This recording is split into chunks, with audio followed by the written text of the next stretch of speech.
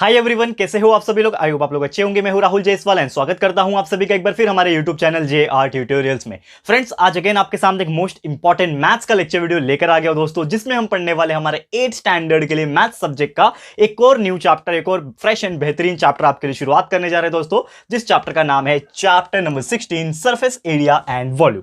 आज हम इस पर्टिकुलर चैप्टर का पहला लेक्चर यानी लेक्चर नंबर 1 की शुरुआत करेंगे। एंड आपको बता दें बेसिकली कि हम लोग पहुंच चुके हैं हमारे 16th चैप्टर की तरफ, यानी कि ये एक चैप्टर और इसके बाद और एक चैप्टर बचा है, यानी कि सिर्फ 2 चैप्टर्स बचे हैं आपके 8th के मैथ्स के सिलेबस में। तो पूरी कोशिश करूंगा कि 1-1.5 हफ्ते के अंदर आपका पूरा का पूरा जो सिलेबस होगा वो टोटली कंप्लीट हो जाएगा। तो आपका मैथ्स कंप्लीट हो जाएगा, जैसे कि 7th मैथ्स का ऑलरेडी कंप्लीट हो चुका है, आपका भी कुछ ही दिन में कंप्लीट हो जाएगा। तो आज का लेक्चर की शुरुआत करते हैं। इसके पहले चैप्टर नंबर 15 एरिया हमने टोटली कंप्लीट किया था। अगर आपने नहीं देखा है वीडियोस तो आप जाके हमारे प्लेलिस्ट सेक्शन में और वीडियो सेक्शन में आप कहीं पे भी जाओगे, आपको मिल जाएगा वहां पे 8 के मैथ्स के लेक्चर्स वीडियो, जो भी आपको देखना है वहां पे आप चेक कर सकते हो। ठीक है दोस्तों, शुरुआत करते हैं। सबसे पहली बात, ये चैप्टर में हमें पढ़ना क्या है इसके बारे में क्विक यहां पे फटाक से बताऊंगा। चैप्टर नंबर 16 नाम है सरफेस एरिया। तो बेसिकली बहुत सारे ऐसे ऑब्जेक्ट होते हैं, जैसे आपने नाम सुना होगा स्क्वायर का, रेक्टेंगल का। ये जो शेप होते हैं वो 2D शेप होता है, यानी 2 डायमेंशनल होते हैं। ठीक है, लेकिन उसको अगर 3D में हम लोग देखेंगे तो वो कैसा दिखेगा। जो रेक्टेंगल होगा वो हमें एक बॉक्स दिखेगा, यानी क्यूबॉइड दिखेगा। तो क्यूबॉइड क्या होता है, क्यूब क्या होता है, उसकी सरफेस एरिया कैसे निकाला जाता है, उसके वॉल्यूम कैसे निकाला जाता है, ये सभी चीज हम इस चैप्टर में पढ़ने वाले हैं। उसी के साथ हम लोग उसके फॉर्मूला बताएंगे, फॉर्मूला के हेल्प से सभी चीज कैलकुलेट करना आप सभी को बताने वाले हैं। तो वीडियो बहुत इंपॉर्टेंट है, एंड तक देखना। सबसे पहली बात, आज हमें 2 से 3 चीज की बात करनी है। मैं सबसे पहले आपको सीधा सीधा फॉर्मूला बताता हूं। सबसे पहले हम लोग बात करेंगे क्यूबॉइड की। ठीक है, तो what do you mean by cuboid, इसके बारे में आपको मैं बताऊंगा। सभी को पता है, जैसे मैंने बोला कि अगर कोई एक रेक्टेंगल है, ठीक है, for example this is my rectangle, ये 2 डायमेंशनल है, 2D में दिख रहा है आपको, लेकिन वो 3D में दिखेगा तो कैसा दिखेगा, ये पूरा एक बॉक्स जैसा आपको बनता हुआ जो है वो दिखाई देगा। ठीक है, ये पूरा ऐसा आपको लगभग ये पूरा एक बॉक्स जैसा बनता हुआ दिखाई देगा। ठीक है, तो ये क्या हो जाएगा, क्यूबॉइड हो जाएगा। क्यूबॉइड को एक और नाम से जाना जाता है बॉक्स। ठीक है, बॉक्स भी बोलते हैं उसको कभी कभी। कोई डिब्बा होता है ना रेक्टेंगल शेप का, आपने देखा होगा आपके घर में कुछ पैकिंग मटेरियल होते हैं, कुछ सामान पैक किया हुआ रहता है, बॉक्स होते हैं, वो सभी चीज हमारा क्या होता है, क्यूबॉइड या फिर बॉक्स होता है। तो इसके 2 फॉर्मूले हमें पढ़ने हैं क्यूबॉइड में। सबसे पहला हम लोग पढ़ेंगे टोटल सरफेस एरिया, ये आपको याद रखना है। तो total surface area of cuboid, cuboid भी बोल सकते हैं, बॉक्स भी आप बोल सकते हैं, जो आपको इच्छा होगा आप बोल सकते हो। तो total surface area of cuboid या फिर बॉक्स की अगर मैं बात करूं दोस्तों, तो यहां पे एक फॉर्मूला है, ये आपको याद रखना है, that is 2 × LB plus BH plus LH। ये फॉर्मूला आपको याद रखना है। तो 2 × LB plus BH plus LH, ये आपको याद रखना है, और ये बहुत इंपॉर्टेंट फॉर्मूले है। ठीक है, इसमें आपको करना क्या, देखो 2 × LB, L का मतलब होता है लेंथ, यानी कि ये जो बॉक्स होगा इसका एक लंबाई होगा L, ठीक है, ये जो बॉक्स होगा इसका एक चौड़ाई होगा B, और इसका एक हाइट भी होगा H, यानी length multiply by breath multiply by height अगर कर दोगे तो आपको क्या मिल जाएगा, ये पर्टिकुलर फॉर्मूला मिल जाएगा, जिसका नाम है total surface area of cuboid of the box. ठीक है दोस्तों, अब नेक्स्ट अगर मैं बात करूं, इसी में एक और फॉर्मूला आपको पढ़ना है। Total surface area of cuboid तो आपने पढ़ लिया, लेकिन एक और चीज होता है जो कि मोस्ट इंपॉर्टेंट फॉर्मूला है इस चीज का, जो कि है वॉल्यूम। तो वॉल्यूम ऑफ क्यूबॉइड, तो क्यूबॉइड का जैसे बॉक्स है, अगर उसका आपको वॉल्यूम निकालना है, कोई भी आपको अगर पूछता है कि बेटा इसका वॉल्यूम निकाल के दिखाओ, ठीक है, तो वॉल्यूम अगर आपको निकालना है तो ये जो भी बॉक्स होगा इसका वॉल्यूम की अगर मैं बात करूं तो क्या हो जाएगा कि ये जो लेंथ होगा, ये जो ब्रेड्थ होगा, ये जो हाइट होगा, ये तीनों को अगर आपस में मैं मल्टीप्लाई कर दूंगा तो हमें क्या मिल जाएगा, एक तरीके से वॉल्यूम मिल जाएगा, किस चीज का, क्यूबॉइड का। तो क्या हो जाएगा यहां पे, that is L multiply by B multiply by H, यानी कि length multiply by breath multiply by height. ये 2 फॉर्मूले हो जाएंगे हमारे किस चीज के, क्यूबॉइड के। ये मोस्ट इंपॉर्टेंट फॉर्मूला है, और यही फॉर्मूले के बेस पे आपको एग्जाम में क्वेश्चन पूछता है। कभी कभी आपको पूछता है कि calculate the total surface area of cuboid या फिर बॉक्स, कभी आपको क्वेश्चन पूछेगा calculate the volume of the cuboid. ये 2 से 3 चीज आपको हमेशा से पूछेगा, तो ये आपको ध्यान में रखना है। ठीक है, और 2 से 3 चीज आपको यहां पे बताना है मुझे।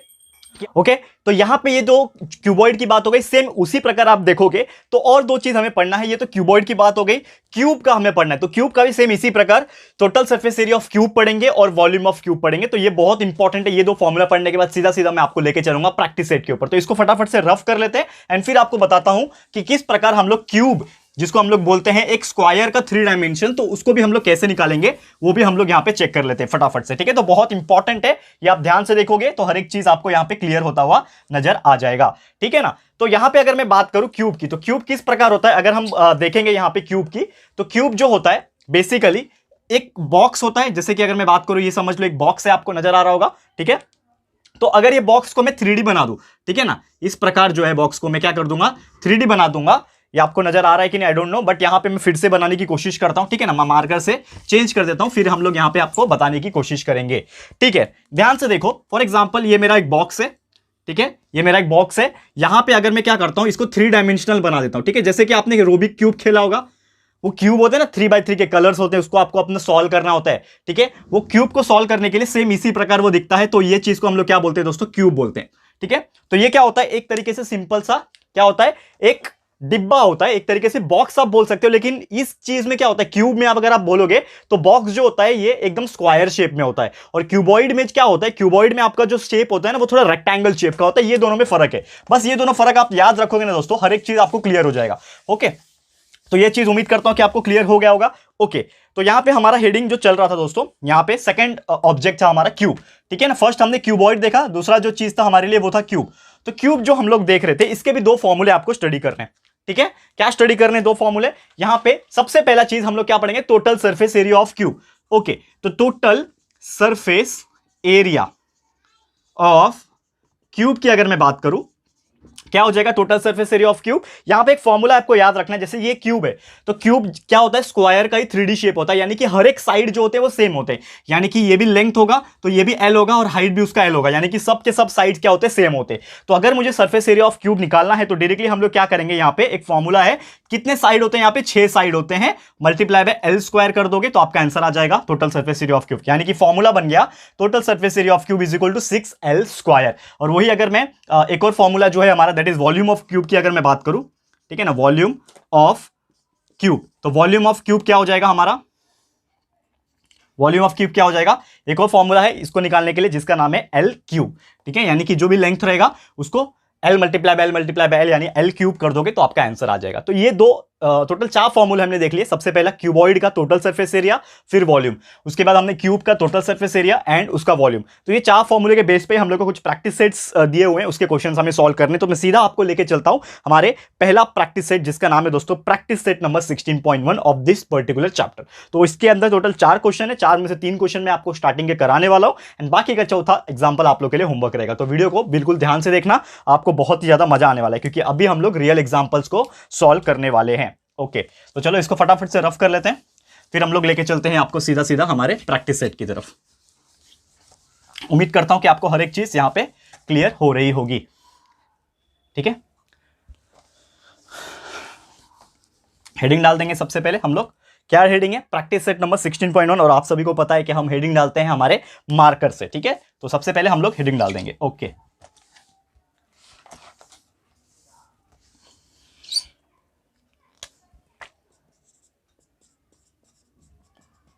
प्रैक्टिस सेट नंबर 16.1, ठीक है। ये सबसे पहला हमारा प्रैक्टिस सेट है, इसमें 4 क्वेश्चंस दिए हुए, जैसे मैंने बोला, तो 1 बाय 1 इसको हम लोग सॉल्व करने की कोशिश करेंगे कि क्या है ये क्वेश्चंस, ठीक है। सबसे पहला क्वेश्चंस आप देखोगे अपने सिलेबस के अंदर, अपने बुक के अंदर आप देख सकते हो।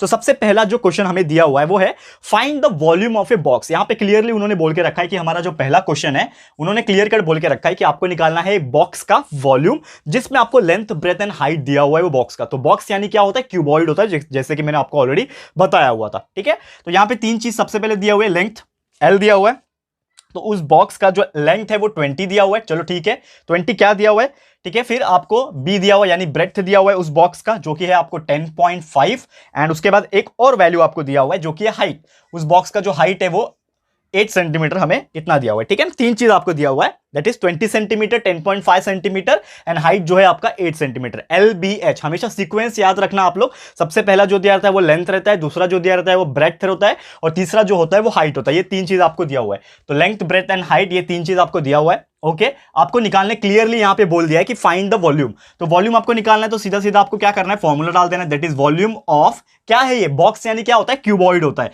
तो आपको लिख देना है कि volume of cuboid is equal to, क्या होता है फॉर्मूला, अभी अभी हमने देखा था, volume of the cuboid is nothing but, एक फॉर्मूला था हमारे पास जो कि था लेंथ, ठीक है, जो कि था length multiply by breath multiply by height. कोई भी क्यूबॉइड का वॉल्यूम निकालने का फॉर्मूला होता है length multiply by breath multiply by height, बस तीनों को आपस में मल्टीप्लाई कर दो, आपका आंसर आ जाएगा। तो लेंथ कितना है 20 है, ब्रेथ कितना है 10.5, और मल्टीप्लाई बाय हाइट यानी 8, ये तीनों को आपस में आप मल्टीप्लाई कर लोगे तो आपका फाइनल आंसर जो आ जाएगा, जो कि मैंने ऑलरेडी निकाल के रखा हुआ है, वो आ रहा है 1680 यूनिट है सेंटीमीटर, तो वॉल्यूम क्या बन जाता है, सेंटीमीटर क्यूब, ये हो जाएगा आपका वॉल्यूम V, ठीक है, ये आपने निकाल लिया। क्लियर है दोस्तों? तो उम्मीद करता हूं कि ये चीज आपको समझ में आ गया होगा। बहुत ही सिंपल सा एग्जांपल था, बहुत ही स्वीट एग्जांपल, और ऐसे एग्जांपल्स अगर आपके एग्जाम में पूछेंगे तो आप डेफिनेटली उसको सॉल्व कर पाओगे, इतनी मेरी गारंटी है। ठीक है दोस्तों, चलते हैं अगले एग्जांपल की तरफ। ये था हमारा पहला एग्जांपल। क्वेश्चन नंबर 2 की बात करेंगे। इसमें क्या दिया हुआ है, इसको रफ कर लेते हैं फटाफट से। ओके,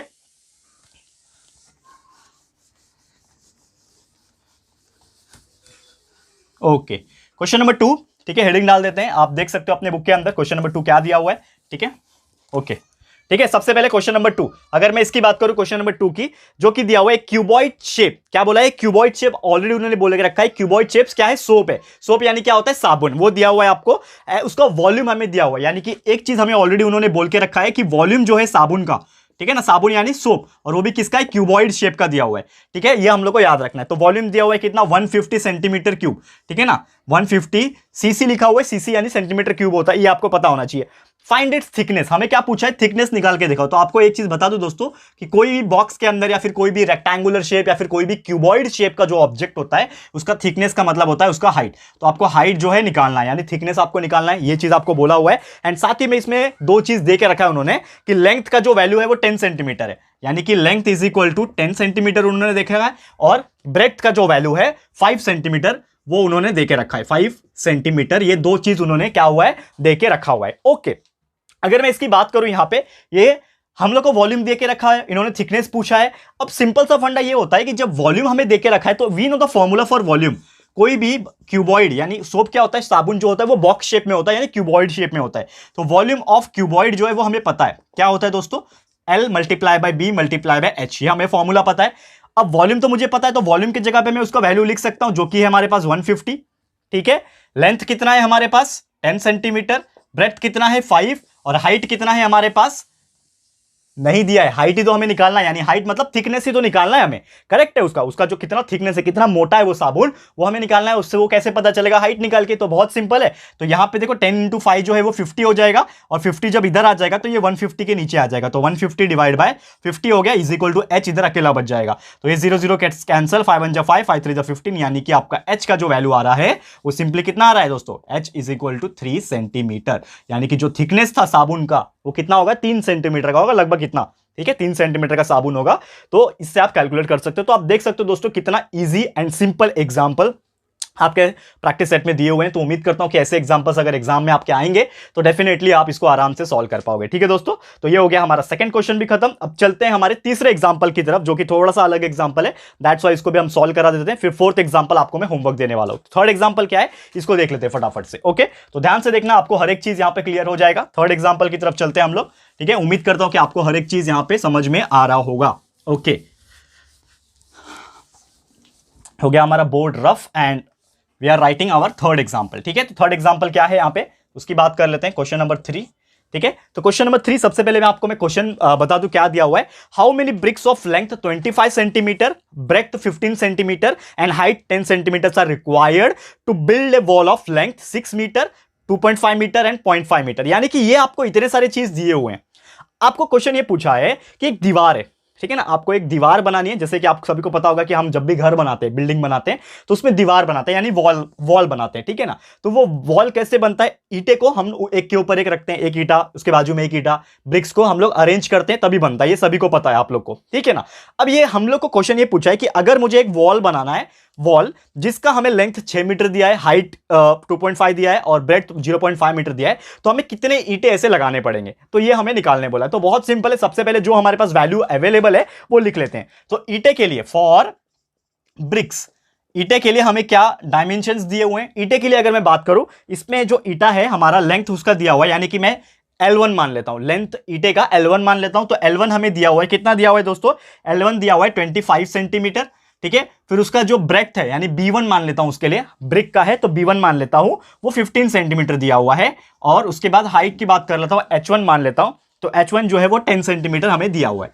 ठीक है, ये तीन चीज हमें दिया हुआ है, दैट इज L1, B1 और H1 10 सेंटीमीटर, ये हमें इतना दे दिया। ओके, अब एक और चीज इसमें दिया हुआ है, हमें बोला है कि अगर मुझे वॉल बनाना है, यानी कि एक दीवार बनानी है, तो दीवार कितनी होनी चाहिए? उसका लेंथ हमें दिया हुआ है L2 हो जाएगा ना, ये L1 है तो ये L2 हो जाएगा। तो L2 जो दिया हुआ है यानी लेंथ ऑफ द वॉल हमें दिया हुआ है 6 मीटर, तो 6 मीटर हो जाएगा दोस्तों। तो एक लॉजिकल थिंकिंग ये आता है कि 6 मीटर है तो मीटर को सेंटीमीटर में कन्वर्ट करना पड़ेगा, तो एक और स्टेप आ जाएगा जिसमें हम लोग मीटर को सेंटीमीटर में कन्वर्ट कर देंगे, तो वो हम लोग निकाल सकते हैं। लेकिन सबसे पहले जो वैल्यू दिया हुआ है वो लिख लेते हैं। वैसे लेंथ जो है आपका वॉल का L2 जिसको माना 6 मीटर दिया हुआ है, वैसे ही वो वॉल का B2 यानी कि उसका ब्रेथ कितना है वो भी हमें दिया हुआ है 2.5 मीटर, ठीक है। एंड तीसरा चीज उसका H2 यानी हाइट जो है वॉल का वो हमें दिया हुआ है 0.5 मीटर। ये इतने सारे चीज हमें दिए हुए हैं। अब मैं क्या करूंगा, एंड टू एंड ये वॉल का जो चीजें दी हुई है हमें वो मीटर में दी हुई है, हमें क्या चाहिए सेंटीमीटर में चाहिए रहती है हमेशा से, क्योंकि ये भी सेंटीमीटर में दिया है ना, तो इसको हम लोग मीटर को सेंटीमीटर में कन्वर्ट कर लेंगे। और एक चीज हमें पता है कि जब भी हमें मीटर को सेंटीमीटर में कन्वर्ट करना होता है तो हम क्या करते हैं, उस चीज को मल्टीप्लाई बाय 100 करते हैं, क्योंकि हमको पता है कि 1 मीटर में 100 सेंटीमीटर होते हैं। तो ये जो L2 है आपका ये कितना हो जाएगा 6 मीटर यानी 6 मल्टीप्लाई बाय 100 यानी कि 600 हो जाएगा, 600 सेंटीमीटर। ये B2 कितना हो जाएगा 2.5 मल्टीप्लाई बाय 100, रफ में साइड में करके देख सकते हो 2.5 multiply by 100 is nothing but 25, correct है, 25 हो जाएगा, करेक्ट है। 2 करके देख सकते हैं ना हम लोग मल्टीप्लाई, ठीक है। तो ये आपको कितना हो जाएगा B2 2.5 मल्टीप्लाई बाय 100, मेरे को डाउट आ रहा है दोस्तों, तो कितना हो जाएगा ये 250 हो जाएगा, सॉरी, ठीक है। ये कितना हो जाएगा 250 हो जाएगा, 2.5 को 100 से मल्टीप्लाई करो 250 हो जाएगा। एंड L2 B2 हो गया। एंड उसके बाद H2 की अगर मैं बात करूं तो 0.5 मीटर दिया हुआ है, इसको आप 100 से मल्टीप्लाई करोगे तो ये 50 हो जाएगा, 50 सेंटीमीटर, ठीक है। तो आपने सभी ने क्या किया, सभी को सेंटीमीटर में कन्वर्ट कर लिया। अब आपका मेन फंडा यहां पे, मेन जो क्वेश्चन जो पूछा था आपको कि ऐसे कितने ब्रिक्स लगेंगे आपको कि इतना बड़ा आप दीवार बना सके, तो आपको क्या निकालना है, in short number of BRICS निकालना है, कितने नंबर ऑफ ब्रिक्स लगेंगे। तो हमारा एक फॉर्मूला हो जाएगा, दैट इज अगर मुझे निकालना है नंबर ऑफ ब्रिक्स तो हम लोग कैसे निकालेंगे, number of bricks is equal to that is volume of wall, यानी कि आपका जो दीवार है उसका वॉल्यूम कितना है उसको अगर हम लोग ईंटे के वॉल्यूम से डिवाइड कर देंगे तो हमको क्या मिल जाएगा, उस चीज का नंबर ऑफ जो ब्रिक है वो हमें मिल जाएगा, ठीक है ना। वॉल्यूम ऑफ ब्रिक्स के डिवाइड कर देंगे, ठीक है। तो वॉल्यूम ऑफ वॉल कितना हो जाएगा, हमको पता है कि कोई भी क्यूबॉइड का अगर मुझे वॉल्यूम निकालना है यानी length multiply by breath multiply by height करना होता है, ठीक है। तो इसके लिए भी वो हो जाएगा, दैट इज वॉल के लिए हमने क्या माना है L2 यानी कि L2 multiply by B2 multiply by H2 हो जाएगा, करेक्ट है। और ब्रिक के लिए हमने क्या माना है, ये वाला माना है, that is L1 multiply by B1 multiply by H1 हो जाएगा, करेक्ट है। अब इसमें वैल्यूज डाल दो, आपका आंसर आ जाएगा। तो सबसे पहले L2 multiply by P2 multiply by H2, तो ये जो वैल्यू है डाल दो, यानी कि 600 मल्टीप्लाई बाय 250 मल्टीप्लाई बाय 50, नीचे आ जाएगा डिवाइड में L1 B1 और H1। तो L1 क्या है 25 मल्टीप्लाई बाय B1 कितना है 15 मल्टीप्लाई बाय H1 10, ठीक है। अब इसको कैंसिल आउट कर दो, जो भी कैंसिल हो रहा है, तो आप देखोगे 25 1 25 हो जाएगा, 25 10 जा कितना हो जाएगा 250, ये कैंसिल हो गया, ये 10 और ये 10 कैंसिल हो जाएगा, फिर 15 1 जा 15, 15 4 जा होता है 60 और ये 0 40 हो गया, कैंसिल हो गया ये पूरा। तो क्या बचेगा 40 और ये 50, नीचे सब कैंसिल हो गया, तो 40 मल्टीप्लाई बाय 50 आपका कितना आंसर आ जाएगा, आपका आ जाएगा लगभग 2000, ठीक है ना। 4 5 20 होता है तो 2000 हो गया, तो 2000 ब्रिक्स आपको लगने वाले, यानी कि आपको जो क्वेश्चन पूछा था कि टोटल नंबर ऑफ ब्रिक्स कितने लगेंगे, आपने निकाल के दिखा दिया कि अगर मैं ये चीज सॉल्व करूंगा तो मुझे टोटल नंबर ऑफ ब्रिक्स लगेंगे 2000, यानी कि इतने बड़े वॉल को बनाने के लिए मुझे कितने ईंटे की जरूरत है, 2000 ईंटे की जरूरत पड़ेगी, ठीक है दोस्तों। तो उम्मीद करता हूं कि ये चीज आपको समझ में आ गया होगा। तो ये था हमारा क्वेश्चन नंबर 3 और उसी प्रकार आपको क्वेश्चन नंबर 4 भी दिया है, तो आपको ये क्वेश्चन नंबर 4 जो है मैं होमवर्क के तौर पर दे रहा हूं एंड उम्मीद करता हूं कि जरूर से आप लोग कर लोगे। और इसी के साथ हमारा जो प्रैक्टिस सेट नंबर 16.1 है ये होता है समाप्त। तो जल्द मिलेंगे, हम आपके लिए एक और लेक्चर लेकर आ जाएंगे जिसमें आपके लिए हम लोग इसके आगे का जो भी प्रैक्टिस सेट रहेगा और जो भी इंपॉर्टेंट कंटेंट रहेंगे वो आपको मैं बता दूंगा दोस्तों। तो आपको टेंशन नहीं लेना है, हम हैं यहाँ पे, बस आपको हमारे वीडियोस रेगुलर देखते रहना है। तो आज के लिए इतना ही, जल्द आएंगे आपके सामने लेक्चर वीडियो लेके। तो ये वीडियो आपको कैसा लगा है दोस्तों, प्लीज हमें कमेंट करके बताना है, अपनी राय और सजेशन जरूर से देना है। और अगर आपको ये वीडियो पसंद आया है, यूजफुल लगा है फ्रेंड्स, तो प्लीज वीडियो को लाइक कीजिएगा, शेयर कीजिएगा अपने सारे फ्रेंड्स लोगों को, फटाफट से शेयर कर देना। एंड अगर आपने अभी तक इस चैनल को सब्सक्राइब नहीं किया है तो फटाफट से हमारे चैनल को भी सब्सक्राइब कर देना, साथ में बेल आइकन को हिट कर देना दोस्तों, ताकि जब भी हम लोग वीडियोस अपलोड करेंगे आप लोग को नोटिफिकेशन मिलती रहेगी, ठीक है फ्रेंड्स। तो मिलते हैं हमारे अगले वीडियो में। ये वीडियो देखने के लिए thank you and good bye.